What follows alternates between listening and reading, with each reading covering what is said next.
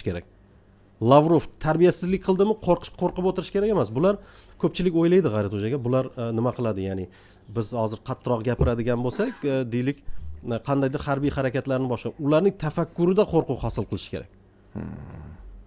Boyagi endi mana hozir mayda bo'ladiganda kim SSRning bayrog'ini ko'tarib chiqadigan bo'lsa, aynan yillar davomida SSRning bayrog'ini ko'tarib chiqib turganini olib borib qamash kerak. O'zbekiston qonunchiligiga zid mumkin emas boshqa. Bu O'zbekistonning suverenitetini tan olmaslikda bu hozir. Tan olmaslik hisoblanadi.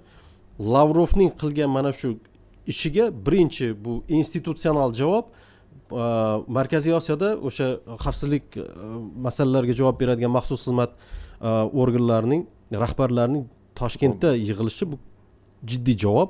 Endi bundan buyog'iga mana nima kelyapti? G'alaba bayrami deydi.